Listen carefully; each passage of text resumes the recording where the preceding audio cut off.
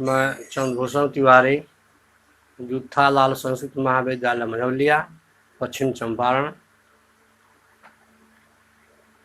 आज online class के माध्यम से शास्त्रीय तृतीय खंड, शास्त्रीय प्रतिष्ठा तृतीय खंड के छात्रों को मेघदूत के संबंध में परिचर्चा करने जा रहा हूँ, कुछ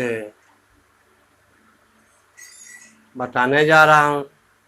वैसे तो मेघदूत के संदर्भ में ग्रीष्मावकाश के पूर्व भी विशद व्याख्या की गई थी। मेघदूत क्या है, इसके लेखक कौन है, इसके विषय वस्तु क्या है, मेघदूत क्यों बनाया गया है, मेघदूत बनाने वाला कौन है, इस सभी समस्याओं की, इन सारे प्रश्नों का समाधान ग्रीष्मावकाश के पूर्व हम लोगों ने देखा था। ग्रीष्मावकाश के पश्चात कल मैंने मेघदूत के कुछ श्लोकों पर प्रकाश डाला, बताया। वैसे तो हमारे मनीषियों ने, भारतीय विद्वानों ने यहाँ तक कहा है कि माघे मेघे गतो वय, अर्थात महाकवि माघ के शिशुपाल बद्ध और महाकवि कुल गुरु कालिदास के मेघदूत के अध्ययन के क्रम में जीवन व्यतीत हो जाता है। अर्थात से जितना पढ़ा जाए, जितना जाना जाए, जितना गहराई में जाया जाए, उतना ही अल्प है। इसीलिए विद्वानों ने इस तरह उक्ति दी, माघे मेघे गतो वय, अर्थात पूरा जीवन, पूरा उम्र इसे मेघदूत के पठन पाठन में व्यतीत हो सकता है। तो कल जो हम लोग ने जो 4 श्लोकों को देखा, फिर आज आगे कुछ श्लोक देखते हैं। इस श्लोक के महाकवि कालिदास ने अपनी भावनाओं को यश के माध्यम से कैसे चित्रित किया है, क्योंकि इसे मेघदूत में महाकवि कालिदास ने जो एक विशेष बात लिखी है कि याच्या मोघा बरम अधिगुणे नाद में लब्ध कामा, अर्थात याचना जब भी किया जाए तो अपने से बड़ों से की जाए। कि याचना बड़ों से करने पर यदि वह फलदायी हुआ, यदि सफल हुआ तो ठीक ही है। यदि वह याचना, यदि वह याचक अपने लाभ को यदि प्राप्त नहीं कर पाता, अपने उद्देश्य को प्राप्त नहीं कर पाता है, तो भी उसमें कोई हानि नहीं होती है, कोई ग्लानि नहीं होती है। इसलिए महाकवि कालिदास ने लिखा कि याच्या मोघा बरम अधिगुणे नाद में लब्ध कामा, अर्थात याचना जब भी हो तो अपने से बड़ों से की जाए। और उनका मूल मंत्र है।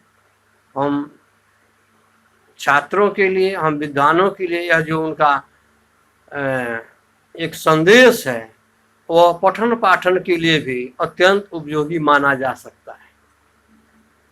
कि जब भी कोई छात्र अपने आचार्य के पास, अपने गुरु के पास शिक्षा ग्रहण के लिए जाता है, तो वह भी एक प्रकार का याचना है, वह भी एक मांग है, वह भी एक इच्छा है, जिसे गुरु पूरित करते हैं।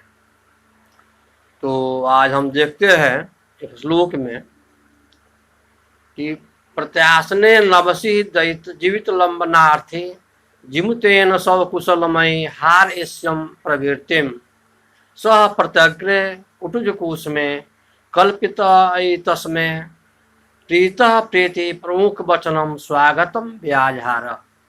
वह जो यक्ष है, अपने संदेश को भेजने के लिए, संदेश को प्रेषित करने के लिए उसे मेघ को बार बार नमस्कार करता है, प्रणाम करता है, याचना करता है। और याचना करने के क्रम में वो चमेली के नए विकसित फूलों के द्वारा उसे मेघ का स्वागत और पूजा अर्चना करता है, क्योंकि हे मेघ, तुम इस संदेश को मेरी भार्या तक पहुंचाए।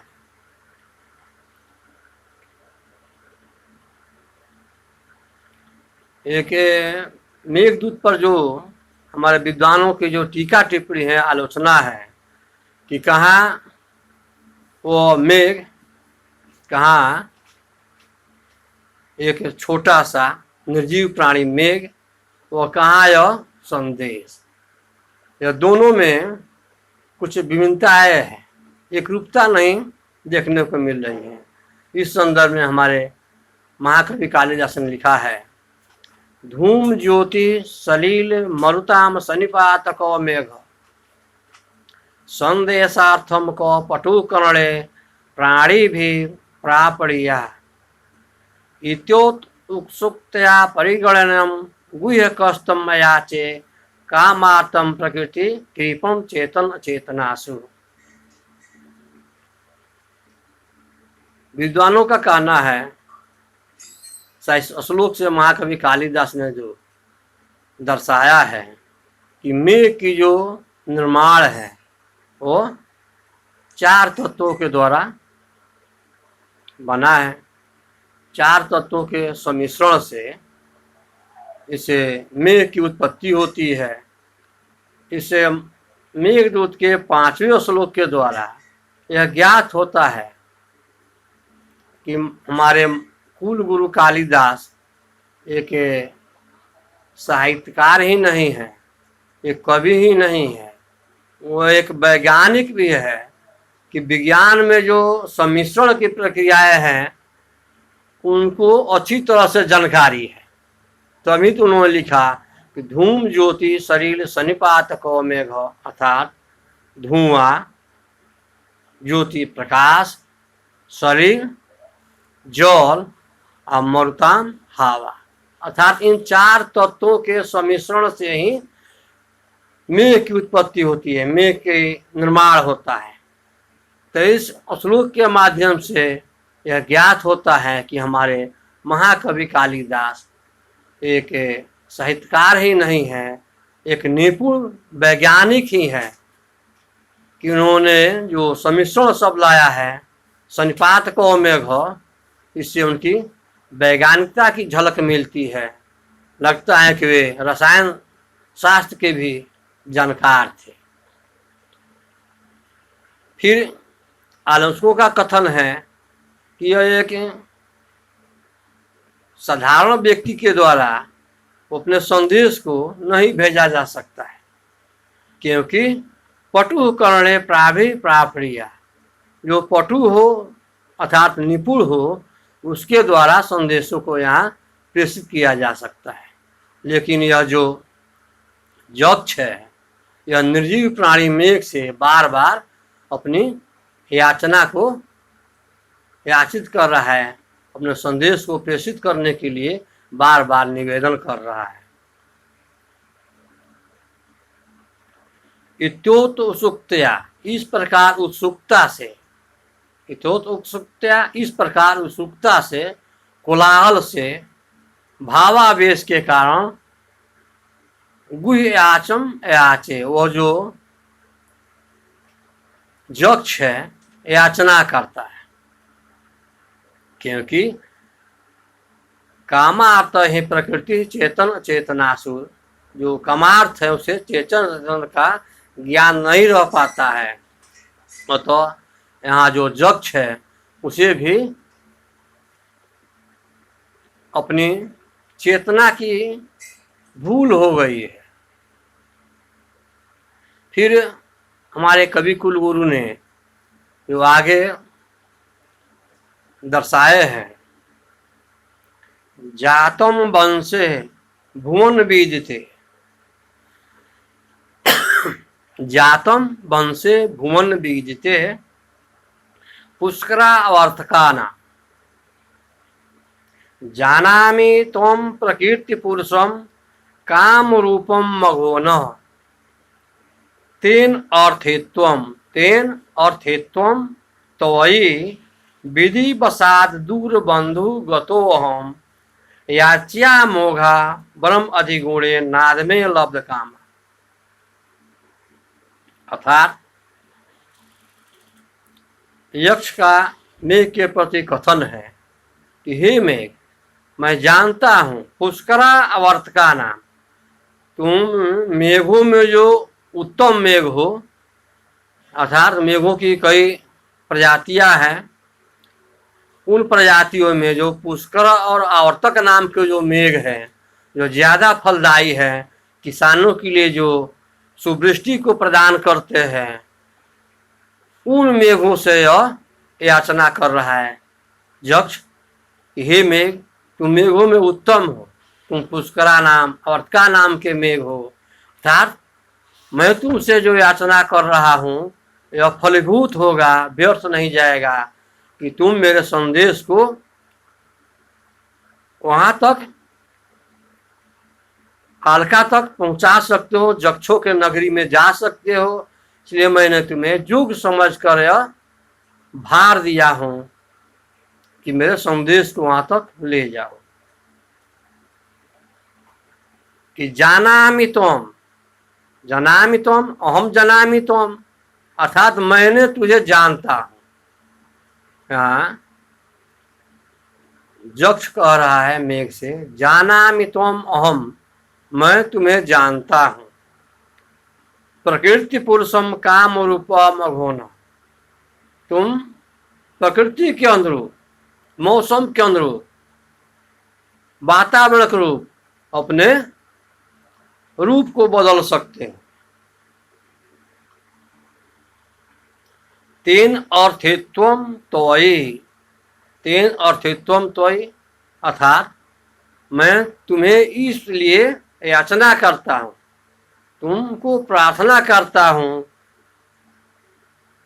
कि विधि बसाद दूर बंधु गतो हम, विधि के बॉस होने के कारण, चाहे विधि के कारण जो मुझे साथ मिला है, जो मैं 1 वर्ष तक अलका से रामगृह आश्रम में निवास कर रहा हूँ, वह विधि के बस है, मेरे बस में नहीं है, उसके बस में नहीं है, प्रकृति के बस में, ये तो विधि के बस में, अर्थात ईश्वर के बस के अनुसार, ईश्वर के इच्छा के अनुसार यह मुझे कुबेर से साप की प्राप्ति हुई है। इसी में जो अगली पंक्ति है, याच्या मोघा ब्रह्म अधिगुणे नाद में लब्ध कामा। यहाँ यक्ष मेघ से कह रहा है कि मैं तुमसे जो याचना कर रहा हूँ, प्रार्थना कर रहा हूँ, यह व्यर्थ नहीं जाएगा, क्योंकि तुम मेघों में उत्तम मेघ हो, पुष्कर हो, आवर्तक मेघ हो, तुम मेरे संदेश को अलका तक पहुँचा सकते हो। क्योंकि याचना भी बड़े लोगों से करना चाहिए, गुणवानों से करना चाहिए, विद्वानों से करना चाहिए, और तुम सर्वगुण संपन्न हो। यहाँ जो यक्ष की उक्ति है मेघ के प्रति, इसका भाव या आशय है कि तुम ही इस कार्य के लिए दक्ष हो, निपुण हो, तुम बड़े हो, कि मेघों में तुम उत्तम मेघ हो, इसलिए तुम मेरे इस प्रयोजन को कर सकते हो।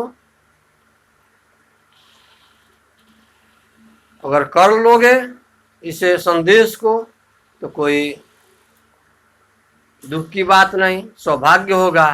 तू मेरे याचना को स्वीकार किया, मेरे संदेश को रामगृह से अलका तक पहुंचाया। अगर नहीं भी पहुंच पाएगा तो निरर्थक नहीं होगा, व्यर्थ नहीं जाएगा कि मैंने तो बड़ों से याचना की है। यहाँ हमारे कवि का आशय है, भाव है कि याचना भी बड़ों से करनी चाहिए। इसीलिए यक्ष यहाँ बार बार मेघ से याचना करता है और उसे तरह तरह की उपमाएं देता है।